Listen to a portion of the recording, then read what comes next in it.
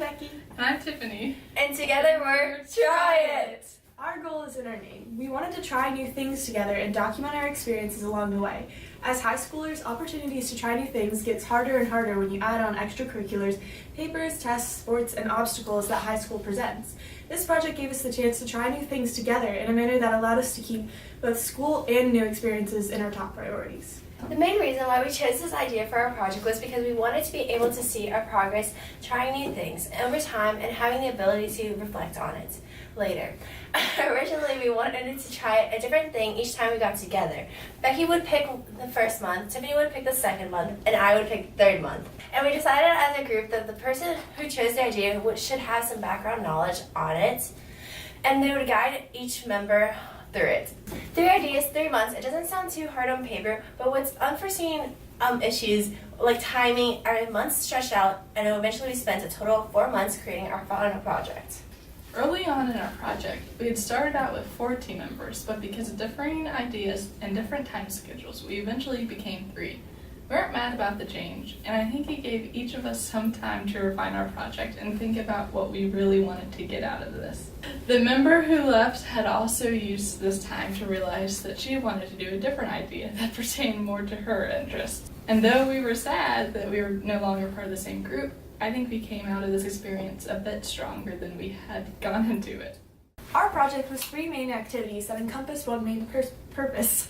Try It. Month 1 spanned from late October to mid-November, and that was cooking. I chose this because I thought it would be a nice way to ease ourselves into our project, as we have some experience in cooking. I've been cooking with my dad for a while, and I picked up baking along the way with my mom, so I designed our meal plan to have a lunch and dessert, so we could attempt both styles of cooking. Our first try started off a bit later than we had planned and was a couple days before Halloween. We decided to make lime chicken and Dracula cookies, though we made some mistakes along the lines of a marinating miscalculation and a food dye disaster. It was overall a good first try. Don't do that many because the bread's pretty strong. Oh my god. Oh, that's gonna be bloody. Do you not know how food coloring works? Oh my gosh.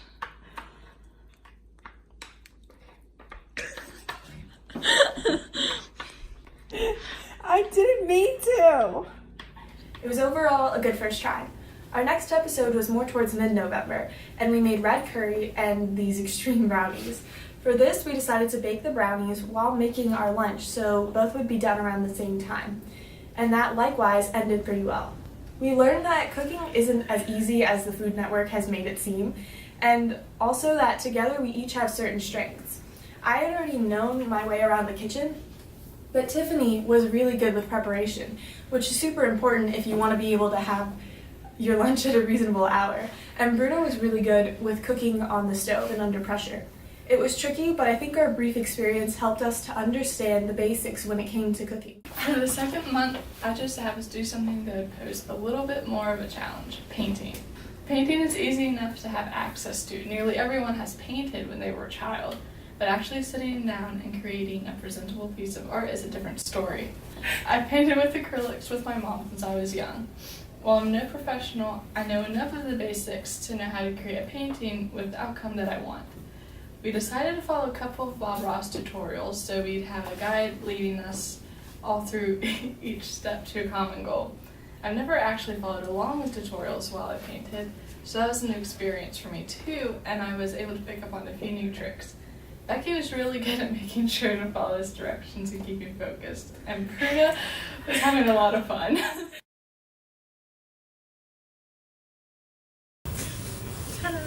Ooh, I got yellow right here. Mine looks like a meteor shower. This doesn't look too bad. It's small. Here you go. What? I'm liking my winter one more. This is very abstract, guys. Hang on, that was what I was doing. How does it look like that?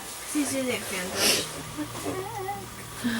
I just don't know where my water's going. We're just having a good time. Oh, oopsie. This doesn't look like water. Like it looks.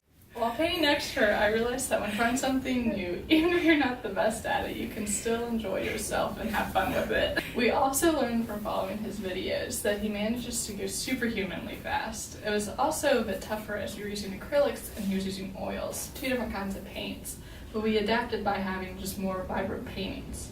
The main tips we learned is that you must prime your canvas or else it'll be 10 times harder than it needs to be. And blending with your fingers usually works a lot better than a brush. Each of us had our own reaction to painting. I became focused and relaxed. Bruno was just having a good time doing her own thing. And Becky was soon ready to fight Bob Ross. He goes too fast. Happy Little Accidents is a lie. Your entire painting is a happy little accident. Oh yes, and halfway through the first video, we had to ban the phrase "happy little accidents" because Bruno was using it constantly. I think my favorite thing about the whole thing, though, was at the very end of each video when we all finished our paintings and got to see how everyone's own style influenced our final piece.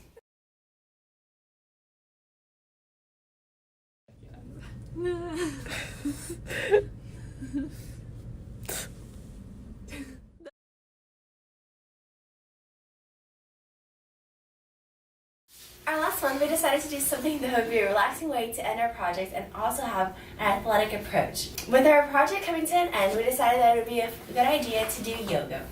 Going into it, we thought that it would be tree poses and relaxing, and then we were excited because who wouldn't want to consider napping an exercise? I went into this experience already knowing the basics because of my years of dancing, and Tiffany also knew the basics because her mom was a yoga instructor, but Becky came in blind. She didn't know what she was doing, and it was her first time doing yoga, so this really was a trying experience. While editing this video, I noticed that Becky would put in a lot of effort and concentration in each movement that she did, so she wouldn't be the one left behind. And that helped me realize that just because you haven't done an activity doesn't mean that you shouldn't try it. We did 2 yoga sessions with Tiffany's mom, a relaxing one which almost put me to sleep, and then a fitness one, which was really hard. Well, I had thought that yoga would be easy for me since I've done dance and gymnastics, but it wasn't because I didn't have the endurance or the balance to stay in the position. But I still managed to achieve every position, even if it was for a millisecond. I realized that during the session of Try It, each of us had our own strength and weakness in each activity we attempted, and this was a clear example of it. Well, I lacked the balance and endurance. I made it up in flexibility. And then it is up to you how far you want to reach that hand up. I mean, it's a half moon on your knees. Alright. Well, Tiffany lacked flexibility. She made it up in her focus and ability to maintain the rhythm and poses. Becky didn't have the basics of the yoga, but she had a determination and, according to Tiffany's mom, good at breathing. While editing these 2 episodes, I realized that I can be a little hardcore and a bit extra with my flexibility, so we thought it would be funny to add an account.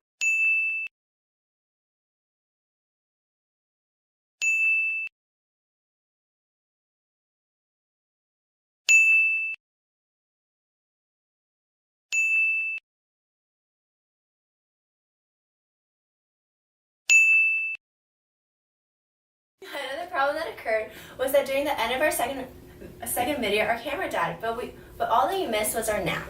My favorite part about these yoga sessions was the meditation time because Tiffany's mom's voice was so soothing, and if we continued for a few more minutes, I would have fallen asleep. We were centering ourselves. My takeaway from this project was that we as teenagers aren't that great at following instructions. In this project, we had to follow recipes, Bob Ross tutorials, and a yoga instructor. In each activity that we attempted and learned something new. One key lesson we learned was that when painting with Bob Ross, you must prime your canvas or else you're going to be in agony city. This project taught me a lot about how to challenge your limits. With painting, I went into it thinking all I could possibly paint were happy little accidents. But I learned that with effort, you can pretty much do anything.